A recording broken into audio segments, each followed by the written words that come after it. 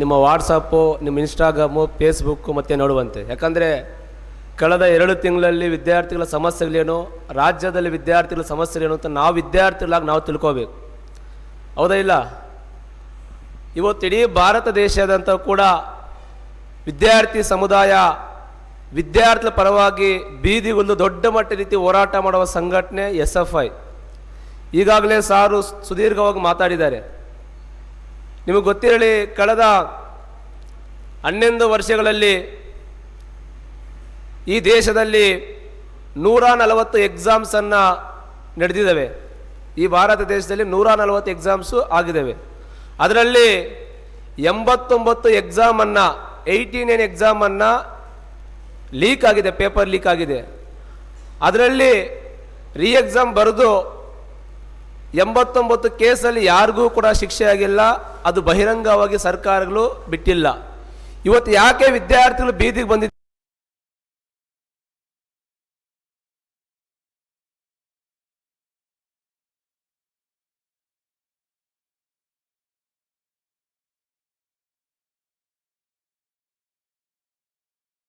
ಇಪ್ಪತ್ತೊಂದು ಜನ ಸೂಸೈಡ್ ಮಾಡಿಕೊಂಡಿದ್ದಾರೆ. ಆದರೆ ಇವತ್ತು ದೇಶದ ಎಜುಕೇಷನ್ ಮಿನಿಸ್ಟ್ರು ಇವತ್ತು ರಾಜೀನಾಮೆ ಕೊಟ್ಟಿದ್ದಾರೆ.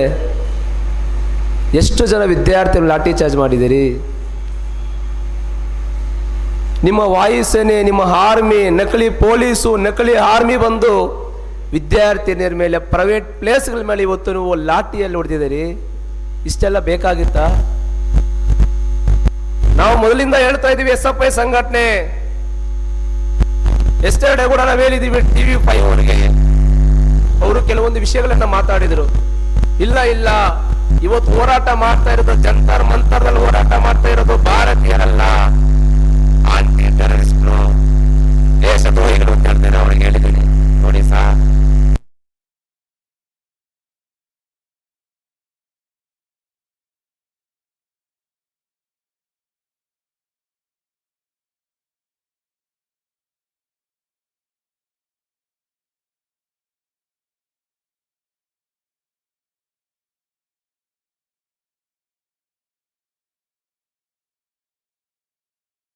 ಲೋಕಸಭಾ ಸದಸ್ಯರು ಮಾತಾಡ್ತಾರೆ, ಕೇಂದ್ರದಲ್ಲಿ ನಾವು ಅಧಿಕಾರಕ್ಕೆ ಬಂದಿರೋದೇ ಈ ಸಂವಿಧಾನವನ್ನ ಬದಲಾವಣೆ ಮಾಡಕ್ಕೆ ಅಂತ ಒಬ್ಬ ವ್ಯಕ್ತಿ, ಒಬ್ಬ MP ಸಂಸದರು ಮಾತಾಡ್ತಾರೆ.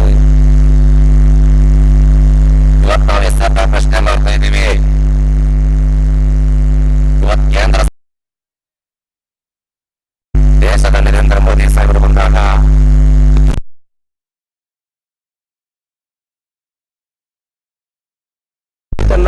ಈಗ ಕೊಟ್ಟಿದ್ದೀವಿ. ಭಾರತ ದೇಶದಲ್ಲಿ ಎಕ್ಸಾಮ್ ಬರೆದಿರೋದಷ್ಟು ಜನ 24 ಲಕ್ಷ ಜನ. ಕೇವಲ ಕರ್ನಾಟಕದಲ್ಲಿ 1,40,000 ಜನ ವಿದ್ಯಾರ್ಥಿ ಎಕ್ಸಾಮ್ ಬರೆದಿದ್ದಾರೆ. ಒಂದೇ ರಾಜ್ಯಕ್ಕೆ ಸಾಕು ನಿಮ್ಮ ಸೀಟುಗಳು. ಇವತ್ತು Dakshina Kannada government medical college ಇದೆಯಾ ದಕ್ಷಿಣ ಕನ್ನಡದಲ್ಲಿ? ಇಲ್ಲ. 5-6 ಮೆಡಿಕಲ್ ಕಾಲೇಜು, ಖಾಸಗಿ ಮೆಡಿಕಲ್ ಕಾಲೇಜ್ ಇದಾವೆ. ಆ ಮೆಡಿಕಲ್ ಕಾಲೇಜಲ್ಲಿ ಓದಕ್ಕೆ ನಮ್ಮ ಕೈಯಲ್ಲಿ ಆಗುತ್ತಾ? 1 ಕೋಟಿ 1.5 ಕೋಟಿ ನಾವು ಕಟ್ಟಬೇಕು. ಎಲ್ಲಿಂದ ತರಲಿ ನಾವು? ಆ ನಿಟ್ಟಿನಲ್ಲಿ ಇವತ್ತು SFI ಮತ್ತು ಪ್ರಗತಿಪರ ಸಂಘಟನೆ, ಇಡೀ ಎಲ್ಲ ವಿದ್ಯಾರ್ಥಿ ಸಂಘಟನೆ ದೇಶಾದ್ಯಂತ ನಾವು ಹೋರಾಟ ಮಾಡಿದ್ದೀವಿ. 2 ತಿಂಗಳು. ಇವತ್ತು ನನಗೆ ಮಾತಾಡ ಕೂಡ ಆಗಲ್ಲ, ಗಂಟ್ಲು ಒಟ್ಟೋಗಿದೆ. ಕಿರ್ಚಿ ಬೇರೆ ಜಿಲ್ಲೆಗಳಿಗೆ ಹೋಗಿ ಬೆಂಗಳೂರು ಫ್ರೀಡಂ ಪಾರ್ಕಲ್ಲಿ ಹೋರಾಟ ಮಾಡಿ ಮಾತಾಡ ಕೂಡ ಆಗದೆ ಪರಿಸ್ಥಿತಿ ಇವತ್ತು ಕೇಂದ್ರ ಸರ್ಕಾರ ತಂದಿದೆ. ಇತ್ತೀಚೆಗೆ ಸಾರು ಹೇಳ್ತಾ ಇದ್ರು ಸ್ಟೂಡೆಂಟ್ಸ್ ಎಲೆಕ್ಷನ್ಸ್ ಅಂತ. 30 ವರ್ಷ ಆಯಿತು ಕರ್ನಾಟಕದಲ್ಲಿ ಸ್ಟೂಡೆಂಟ್ ಎಲೆಕ್ಷನ್ ಬ್ಯಾನ್ ಆಗಿ.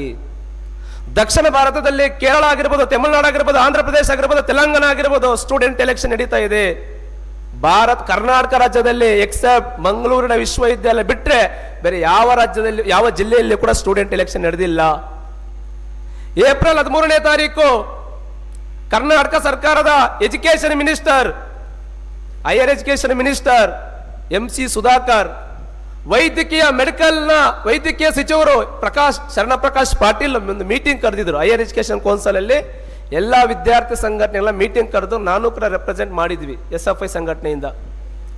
ಅವರು 10 ದಿನ ಸ್ಟೂಡೆಂಟ್ ಎಲೆಕ್ಷನ್ ನಡೆಯಕ್ಕೆ ಅವಕಾಶ ಕೊಡ್ತೀವಿ ಅಂತ ಹೇಳಿದ್ರು. ನಾವು ಮೊದಲೇ ಹೇಳಿದ್ದೀವಿ, ನೋಡಿ ಸರ್, ಇವತ್ತು ಕಾಲೇಜುಗಳಲ್ಲಿ ಚುನಾವಣೆ ಬರಬೇಕು ಅಂತ ಈ ಪ್ರಜಾಪ್ರಭುತ್ವ ವ್ಯವಸ್ಥೆಯಲ್ಲಿ ನಮ್ಮ ರೈಟ್ಸ್ ಏನಿದೆಯೋ, ನಮ್ಮ ಹಕ್ಕನ್ನು ನಾವು ಚಲಾಯಿಸೋದಕ್ಕೆ ಅವಕಾಶ ಸಿಕ್ಕಿದೆ. ಆದರೆ ನಮ್ದು ಒಂದೇ ಒಂದು ಕಂಡೀಷನ್ನು, ನಿಮ್ಮ ಸರ್ಕಾರ ಆಗಿರ್ಬೋದು, ಯಾವುದೇ ಸರ್ಕಾರ ಆಗಿರ್ಬೋದು, ಜಾತಿಯ ಹೆಸರಲ್ಲಿ ಚುನಾವಣೆ ನಡೆಸಬೇಡಿ, ಧರ್ಮದ ಹೆಸರಿನಲ್ಲಿ ಚುನಾವಣೆ ನಡೆಸಬೇಡಿ, ಹಣದ ಆಮಿಷ ಹೆಸರಲ್ಲಿ ಚುನಾವಣೆ ನಡೆಸಬಾರ್ದು, ಪಕ್ಷದ ಹೆಸರಲ್ಲಿ ಚುನಾವಣೆ ನಡೆಸಬಾರ್ದು. ವಿದ್ಯಾರ್ಥಿಗಳು ವಾಲಂಟರಿ ಆಗಿ ಇವತ್ತು ಚುನಾವಣೆ ನಡೆಸೋದಕ್ಕೆ ಇವತ್ತು ಅವಕಾಶ ಮಾಡಿಕೊಡಬೇಕು. ಮತ್ತೆ ಸರ್ಕಾರ ಕೂಡ ಇದಕ್ಕೆ ಮುಂದಾಗಬೇಕು ಅಂತ ಕೂಡ ನಾವು ಬಹಳ ಸ್ಪಷ್ಟವಾಗಿ ಸುದೀರ್ಘವಾಗಿ ಹೇಳಿದ್ದೀವಿ. ಸ್ನೇಹಿತರೆ, ನಿಮ್ಗೆ ಗೊತ್ತಿರಲಿ, ಕರ್ನಾಟಕ ರಾಜ್ಯದಲ್ಲಿ ಸರ್ಕಾರಿ ಕನ್ನಡ ಪ್ರಾಥಮಿಕ ಶಾಲೆಗಳು 46,000 ಶಾಲೆಗಳು ಕ್ಲೋಸ್ ಮಾಡ್ತಾ ಇದ್ದಾರೆ ಇವತ್ತು ಕರ್ನಾಟಕ ಸರ್ಕಾರ. ಡಿಸೆಂಬರ್ 12ನೇ ತಾರೀಕು ಬೆಳಗಾವಿ ಚಲೋ ಮಾಡಿದ್ವಿ SFI ಸಂಘಟನೆ. ರಾಜ್ಯದಲ್ಲಿ ಹಾಸ್ಟೆಲ್ ಸೀಟ್ ಸಿಗ್ತಾ ಇಲ್ಲ, ಎಷ್ಟೋ ಕಾಲೇಜಿನಲ್ಲಿ ಇವತ್ತು ಮೂಲಭೂತ ಸೌಕರ್ಯಗಳಿಲ್ಲ, ಎಷ್ಟೋ ವಿದ್ಯಾರ್ಥಿಗಳಿಗೆ SCP ಬಂದ ಮೇಲೆ ಸ್ಕಾಲರ್ಶಿಪ್ ಬರ್ತಾ ಇಲ್ಲ. 2021ರಲ್ಲಿ NEP ನ್ಯಾಷನಲ್ ಎಜುಕೇಶನ್ ಪಾಲಿಸಿ ಬಂತು. ಅದು ಬಂದಾದ್ಮೇಲೆ ಇದುವರೆಗೂ ಕೂಡ ಡಿಗ್ರಿ ಸ್ಟೂಡೆಂಟ್ಸ್ಗೆ ಮಾರ್ಕ್ಸ್ ಕಾರ್ಡ್ ಸಿಕ್ಕಿಲ್ಲ. ಕೇಂದ್ರ ಸರ್ಕಾರ ಇವತ್ತು DG ಲಾಕರ್ ಮಾರ್ಕ್ಸ್ ಕಾರ್ಡ್ ಕೊಡ್ತೀವಿ ಅಂತ ಹೋಗಿದ್ದಾರೆ. ಇದುವರೆಗೂ ಕೂಡ ಕರ್ನಾಟಕ ರಾಜ್ಯದಲ್ಲಿ ಎಷ್ಟೋ ಸಾವಿರ ಜನಕ್ಕೆ ಇವತ್ತು ಮಾರ್ಕ್ಸ್ ಕಾರ್ಡ್ ಸಿಕ್ಕಿಲ್ಲ. ಇನ್ನೊಂದು ಕಡೆ ಗವರ್ನರ್ ಹೇಳ್ತಾರೆ 2022ರಲ್ಲಿ ಇಡೀ ಕರ್ನಾಟಕದ 30 ವಿಶ್ವವಿದ್ಯಾಲಯಗಳಲ್ಲಿ ಆಫ್ಲೈನ್ ಮಾರ್ಕ್ಸ್ ಕಾರ್ಡ್ ಕೊಡಬೇಕು, DG ಲಾಕರ್ ಮಾರ್ಕ್ಸ್ ಕಾರ್ಡ್ ಕೊಡಬೇಕು ಅಂತಿದ್ದಾರೆ. ಇದುವರೆಗೂ ಕೊಟ್ಟಿಲ್ಲ. ಎಷ್ಟೋ ಇವತ್ತು ಹಾಸ್ಟೆಲ್ ಇವತ್ತು ಮೆನು ಸರಿಯಾಗಿ ಆಗ್ತಾ ಇಲ್ಲ. ಎಷ್ಟು ಕೊಡ್ತಾ ಇದ್ರೆ ಇವತ್ತು ಕರ್ನಾಟಕ ಸರ್ಕಾರ? ಒಬ್ಬ ಪೋಸ್ಟ್ ಮೆಟ್ರಿಕ್ ವಿದ್ಯಾರ್ಥಿಗೆ ತಿಂಗಳಿಗೆ 1,850 ರೂಪಾಯಿ, ಪ್ರೀ ಮೆಟ್ರಿಕ್ ವಿದ್ಯಾರ್ಥಿಗೆ ಕೇವಲ 1,750 ರೂಪಾಯಿ. ಸಾಕಾಗುತ್ತಾ?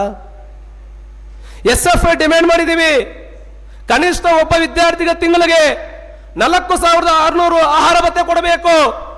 ಎಷ್ಟು ಹಾಸ್ಟೆಲ್ ಇವತ್ತು ಮೆನು ಪ್ರಕಾರ ಊಟ ಆಗ್ತಾ ಇಲ್ಲ, ಹಾಸ್ಟೆಲ್ ವಾರ್ಡನ್ಸ್ ಇಲ್ಲ, ಸೆಕ್ಯೂರಿಟಿ ಗಾರ್ಡ್ಸ್ ಇಲ್ಲ, ಕೊಠಡಿಗಳಿಲ್ಲ. ಯಾರು ಇದನ್ನ ಪ್ರಶ್ನೆ ಮಾಡಬೇಕು? SFI ಸಂಘಟನೆ ಪ್ರಶ್ನೆ ಮಾಡಬೇಕು. ಹಿಂದೆ ಸಿದ್ದರಾಮಯ್ಯ ಸರ್ಕಾರ ಇದ್ದಾಗ 150 ಹಾಸ್ಟೆಲ್ ಅನ್ನು ಇವತ್ತು SFI ಸಂಘಟನೆ ಸಿದ್ದರಾಮಯ್ಯ ಅವರು ಮನವಿ ಪತ್ರ ಕೊಟ್ಟು ಮಂಜೂರು ಮಾಡಿಸಿದ್ವಿ, ಅದು SFI ಸಂಘಟನೆಯಿಂದ. ಇದೇ ನಮ್ಮ ಕರ್ನಾಟಕ ರಾಜ್ಯದ ಎಜುಕೇಶನ್ ಮಿನಿಸ್ಟರ್ ಹಿಂದೆ ಇರುವ ಮಧು ಬಂಗಾರಪ್ಪ ಅವರು ಹೇಳಿದ್ರು, ಬೆಳಗಾವಿ ಅಧಿವೇಶನದಲ್ಲಿ ಮುತ್ತಿಗೆ ಹಾಕುವಾಗ ಯಾವುದೇ ಕಾರಣಕ್ಕೂ ಕನ್ನಡ ಶಾಲೆಯನ್ನು ಕ್ಲೋಸ್ ಮಾಡೋದಿಲ್ಲ, ಇದು ನಮ್ಮ ಸಂಸ್ಕೃತಿ, ಇದು ನಮ್ಮ ಶಾಲೆ ಅಂತ ಹೇಳ್ತಾರೆ. ನಾಚಿಕೆ ಆಗ್ಬೇಕು ಅವರಿಗೆ. 25,000 ಶಾಲೆಗಳು ಕ್ಲೋಸ್ ಮಾಡಿದ್ರೆ ಆಲ್ರೆಡಿ. ನಮ್ಮ ಗ್ರಾಮೀಣ ಪ್ರದೇಶಗಳಲ್ಲಿ ಗೌರ್ಮೆಂಟ್ ಸ್ಕೂಲ್ನ ಓದಿದ್ದು ನೋಡಿ ಆ ಸ್ಕೂಲಲ್ಲಿ ಕ್ಲೋಸ್ ಮಾಡ್ತಾ ಇದ್ದಾರೆ. ಎಲ್ಲಿನ ಓದಕ್ಕೆ ಹೋಗೋದು? ಖಾಸಗಿ ಶಿಕ್ಷಣ ಸಂಸ್ಥೆಗಳು ಓದಕ್ಕಾಗಲ್ಲ, ಲಕ್ಷಾಂತರ ರೂಪಾಯಿ ದುಡ್ಡು ವಸೂಲಿ ಮಾಡಲಿಕ್ಕೆ ಕೊಟ್ಟಕ್ಕಾಗಲ್ಲ. ಇದನ್ನೆಲ್ಲ ಯಾರು ಪ್ರಶ್ನೆ ಮಾಡಬೇಕು? ಆದರೆ ಇನ್ನೊಂದು ಪ್ರಶ್ನೆ, ಇವತ್ತು ನಮಗೆ ವಿದ್ಯಾರ್ಥಿಗಳಿಗೆ ಯಾರು ಆದರ್ಶ ವ್ಯಕ್ತಿಗಳು? ಯಾರಿಗಾಗಿ ಪ್ರಾಣ ಕೊಡಬೇಕು? ಈ ದೇಶಕ್ಕಾಗಿ, ಈ ಪ್ರಪಂಚದ ಇತಿಹಾಸದಲ್ಲಿ ಕೇವಲ 23 ವರ್ಷಕ್ಕೆ ನಗು ನಗುತ್ತಲೇ ಪ್ರಾಣವನ್ನ ತ್ಯಾಗ ಮಾಡಿದ ಭಗತ್ ಸಿಂಗ್ ನಮ್ಗೆ ಆದರ್ಶ ಆಗ್ಬೇಕಾ? ಮಹಾತ್ಮ ಗಾಂಧೀಜಿಯವರು ಆದರ್ಶ ಆಗ್ಬೇಕಾ? ಸುಭಾಷ್ ಚಂದ್ರ ಬೋಸ್ ನಮ್ಗೆ ಆದರ್ಶ ಆಗ್ಬೇಕಾ? ಇವತ್ತು ವಿದ್ಯಾರ್ಥಿಗಳು ಯಾರು ಆದರ್ಶ ಆಗ್ತಾ ಇಲ್ಲ. ಸಿನಿಮಾದಲ್ಲಿ ಬಂದಿರುವ ನಟರು ನಟಿಯರು ಇವತ್ತು ಆದರ್ಶ, ಅವ್ರಿಗಾಗಿ ಪ್ರಾಣ ಕೊಡ್ತಾ ಇದ್ದಾರೆ. ಏನು ಸಾಧನೆ ಮಾಡಿದ್ದಾರೆ? ಭಗತ್ ಸಿಂಗ್ನ ಮರೀತಾ ಇದ್ದಾರೆ, ಅಂಬೇಡ್ಕರ್ ಮರೀತಾ ಇದ್ದಾರೆ, ಗಾಂಧೀಜಿನ ಮರೀತಾ ಇದ್ದಾರೆ. ಗಾಂಧಿ ಜಯಂತಿ ಯಾವಾಗೊಂದು ಗೊತ್ತಿಲ್ಲ, ಅಂಬೇಡ್ಕರ್ ಜಯಂತಿ ಹೆಂಗೆ ಗೊತ್ತಿಲ್ಲ. ಆ ಮಟ್ಟದಲ್ಲಿ ಇವತ್ತು ಹೋಗ್ತಾ ಇದೆ. ಶಿಕ್ಷಣದ ವ್ಯವಸ್ಥೆ ಏನಾಗ್ತಾ ಇದೆ? ಸಾರ್ ಹೇಳ್ದಂಗೆ ಇವತ್ತು ಇಡೀ ಕರ್ನಾಟಕ, ಇಡೀ ದೇಶದಲ್ಲಿ ಶಿಕ್ಷಣವನ್ನು ಖಾಸಗೀಕರಣ ಮಾಡ್ತಾ ಇದ್ದಾರೆ. ಮುಂದೊಂದು ದಿನ ಹಿಂದೆ ಕನ್ನಡ ಪ್ರಾಧಿಕಾರ ಅಧ್ಯಕ್ಷರು ಪುರುಷೋತ್ತಮ್ ಬಿಲಿಮೇಲ್ ಸಾರ್ ಹೇಳ್ತಾ ಇದ್ರು, ಇನ್ನು 10 ವರ್ಷ ಹೋದ್ರೆ ಯಾವ ಗೌರ್ಮೆಂಟ್ ಕಾಲೇಜಿಗೂ ಗೌರ್ಮೆಂಟ್ ಸ್ಕೂಲ್ ಇರಲ್ಲ, ಎಲ್ಲ ಪ್ರೈವೇಟ್ ಸ್ಕೂಲ್ಗಳು. ಇನ್ನೊಂದು ಕಡೆ ಹೇಳ್ತಾರೆ ಸರ್ಕಾರ, ಇಲ್ಲ ಪ್ರತಿ ಜಿಲ್ಲೆಯಲ್ಲಿ ಕೂಡ ಜಿಲ್ಲಾಧಿಕಾರಿ ನೇತೃತ್ವದಲ್ಲಿ ಡೇರಾ ಸಮಿತಿ ಅಂತ ಒಬ್ಬ ಜಿಲ್ಲಾಧಿಕಾರಿ ಅಧ್ಯಕ್ಷರಿರ್ತಾರೆ. ಖಾಸಗಿ ಶಿಕ್ಷಣ ಸಂಸ್ಥೆಗಳ ಮಾಲೀಕರನ್ನು ಕರೆದು ಆ ಖಾಸಗಿ ಶಿಕ್ಷಣ ಸಂಸ್ಥೆಯಲ್ಲಿ ಏನು ಫೆಸಿಲಿಟಿ ಇದೆ, ಎಷ್ಟು ಟೀಚರ್ಸ್ ಇದ್ದಾರೆ, ಏನು ಮೂಲಭೂತ ಸೌಕರ್ಯ ಇದೆ, ಏನು ಆಟದ ಮೈದಾನ ಇದೆ ಅಂತ ಚರ್ಚೆ ಮಾಡಿ ಎಷ್ಟು ನಿಗದಿ ಮಾಡಬೇಕು. ಒಂದೊಂದು ಕಾಲೇಜಲ್ಲಿ ಕೂಡ ಮೆನು ಬೋರ್ಡ್ ಹಾಕಬೇಕು. ಇವತ್ತು ತಮಿಳುನಾಡಲ್ಲಿ ಹೊಸದಾಗಿ ಮುಖ್ಯಮಂತ್ರಿ ಬಂದಿರುವ ವಿಜಯ್ ಅವರು ಮೊದಲ ಬಾರಿಗೆ ಅದನ್ನೇ ಕೆಲಸ ಮಾಡಿದ್ರು. ಎಲ್ಲ ಕಾಲೇಜುಗಳಲ್ಲಿ ಎಷ್ಟೆಷ್ಟು ಫೀಸ್ ತಗೊಂತೀವಿ ಅಂತ ಮೆನು ಬೋರ್ಡ್ ಆಗಬೇಕು ಅಂತ. ಮಂಗಳೂರಲ್ಲಿ ಆಗ್ತಾ ಇದ್ದಾರಾ? ಕರ್ನಾಟಕದಲ್ಲಿ ಆಗ್ತಾ ಇಲ್ಲ. ಇದನ್ನ ಯಾರು ಪ್ರಶ್ನೆ ಮಾಡೋದು? ಇವತ್ತು ನಾವು ಹೈಯರ್ ಎಜುಕೇಶನ್ ಮಾಡಬೇಕು. SLC, PUC, degree, MCom, LLB ಎಲ್ಲ ಎಜುಕೇಶನ್ ಮುಗಿಸ್ಕೊಂಡು ಸರ್ಕಾರಿ ಉದ್ಯೋಗ ಪಡ್ಕೋಬೇಕು ಅಂತ ನಾವು ಕಾಯ್ತಾ ಇದ್ದೀವಿ. 2018ರಲ್ಲಿ PSI ಹಗರಣ ಆಯಿತು, 402, ನಾನು ಕೂಡ ಫಿಸಿಕಲ್ ಪಾಸ್ ಆಗಿದ್ದೆ. ಈ ಎಕ್ಸಾಮ್ ಪೇಪರ್ ಲೀಕ್ ಆಗಿ ನಾನು ಎಕ್ಸಾಮೇ ಹೊರತು ಹೋಗಿದ್ದೀನಿ, ಬೇಡವೇ ಬೇಡ ಅಂತ. ಯಾರಿಗೆ ಪ್ರಶ್ನೆ ಮಾಡಬೇಕು? ಸ್ಟೂಡೆಂಟ್ಸ್ ನಾವು ಪ್ರಶ್ನೆ ಮಾಡಿಲ್ಲ ಅಂದ್ರೆ ಮುಂದಿನ ನಮ್ಮ ಮಕ್ಕಳಿಗೆ, ಮುಂದಿನ ನಮ್ಮ ಪೀಳಿಗೆಗೆ ಯಾರೂ ಕೂಡ ವಿದ್ಯಾರ್ಥಿ ಓದಿದಾಗ ಇವತ್ತು ಅನಕ್ಷರಸ್ಥರಾಗ್ತಾರೆ ಇವತ್ತು ದೇಶದಲ್ಲಿ.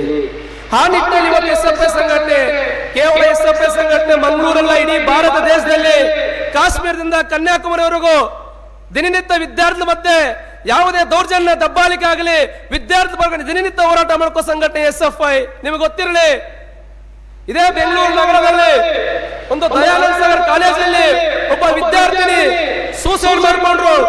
ಪತ್ರ ಬರೆದು ನನ್ನ ಸಾವಿಗೆ ಕಾರಣ ದಯಾನಂದ ಸಾಗರ್ ಕಾಲೇಜಿನ ಮ್ಯಾನೇಜ್ಮೆಂಟ್ ಅಂತ.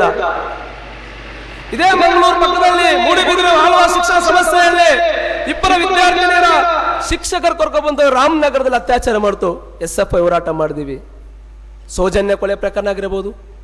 ನಾವು ಯಾಕೆ, ನಮ್ಗೆ ಪಕ್ಷ ಬೇಡ, ಯಾವ ಪಕ್ಷನೂ ಬೇಡ, ವಿದ್ಯಾರ್ಥಿ ಬರೋ ಕೆಲಸ ಮಾಡಿ, ಯಾವುದೇ ಸರ್ಕಾರ ಬರಲಿ ವಿದ್ಯಾರ್ಥಿ ಬರೋ ಕೆಲಸ ಮಾಡಿ. ಇವತ್ತೊಂದೇ ಹೇಳ್ತೀನಿ ಕರ್ನಾಟಕ ಸರ್ಕಾರಕ್ಕೆ, ನೀವೇನಾದರೂ ಕೂಡ ಶಿಕ್ಷಣ ಕ್ಷೇತ್ರಕ್ಕೆ ಹೆಚ್ಚು ಬಜೆಟ್ ಕೊಡಿ. ಶಿಕ್ಷಣ ಕ್ಷೇತ್ರ ಉಳಿಸಿಲ್ಲ ಅಂದ್ರೆ ನಮ್ಮ ಕರ್ನಾಟಕ ರಾಜ್ಯ ನಿಜವಾಗ್ಲೂ ಕೂಡ ಉದ್ಧಾರ ಆಗಲ್ಲ. ಇವತ್ತು ಯಾರ ಪರವಾಗಿ ಕೆಲಸ ಮಾಡ್ತಾ ಇದ್ದೀರಿ? ಇವತ್ತು ರೈತರ ಭೂಮಿ ಕಿತ್ಕೊಳ್ತಾ ಇದ್ದೀರಿ, ಕಾರ್ಮಿಕರ ಕಾನೂನು ಚೇಂಜ್ ಮಾಡ್ತಾ ಇದ್ದೀರಿ, ವಿದ್ಯಾರ್ಥಿಗಳ ಲಾಠಿ ಚಾರ್ಜ್ ಮಾಡ್ತೀರಿ. ಇದು ಪ್ರಜಾಪ್ರಭುತ್ವ ಕಂಟ್ರಿ ರೀ, ಇದು ನಮ್ಮ ಭಾರತ ಡೆಮೋಕ್ರಸಿ ಕಂಟ್ರಿ. ಯಾವುದೋ ಒಂದು ಪಕ್ಷವನ್ನು ನಂಬ್ಕೊಂಡು ಜೀವನ ಮಾಡ್ತಾ ಇಲ್ಲ, ಯಾವುದೋ ಒಬ್ಬ ವ್ಯಕ್ತಿಯನ್ನು ನಂಬ್ಕೊಂಡು ಜೀವನ ಮಾಡ್ತಾ ಇಲ್ಲ. ಬಾಬಾ ಸಾಹೇಬ್ ಅಂಬೇಡ್ಕರ್ ಸಂವಿಧಾನ ಕೊಟ್ಟಿದ್ದಾರೆ. ಆ ಸಂವಿಧಾನ ಅಡಿಯಲ್ಲಿ ನಮ್ಮ ಹಕ್ಕನ್ನು ಕೇಳ್ತಾ ಇದೀವಿ. ಯಾರಪ್ಪನ ಆಸ್ತಿ ಕೇಳ್ತಾ ಇಲ್ಲ, ನಾವು ವಿದ್ಯಾರ್ಥಿಗಳ ರೈಟ್ಸ್ ಅನ್ನು ಕೇಳ್ತಾ ಇದೀವಿ. ನೀವು ಆದ್ರೆ ಏನ್ ಮಾಡ್ತಾ ಇದೀರಿ? ವಿದ್ಯಾರ್ಥಿಗಳ ಲಾಠಿ ಚಾರ್ಜು, ವಿದ್ಯಾರ್ಥಿಗಳ ಯಾವ ರೀತಿ ದಾಳಿ ಇದು? ಯಾವ ಕಂಟ್ರಿಯಲ್ಲಿ ಇದೀವಿ ನಾವು? ದೇಶದ ಪ್ರಧಾನಿ ಮಂತ್ರಿಗಳಿಗೆ ಎರಡು ದಿನ ಹಿಂದೆ ಜ್ಞಾನೋದಯ ಆಗಿದೆ. ಪಾಪ ರಾತ್ರಿ 12 ಗಂಟೆಗೆ ಅವ್ರು ಯಾರೋ TV ಚಾನಲ್ ಹೇಳ್ತಾರೆ, ಅಯ್ಯೋ ಈ ದೇಶದ ಪ್ರಧಾನಿ ಮಂತ್ರಿಗಳು 18 ವರ್ಷ ಕೆಲಸ ಮಾಡ್ತಾರೆ, 20 ವರ್ಷ ಕೆಲಸ ಮಾಡ್ತಾರೆ ಅಂತ.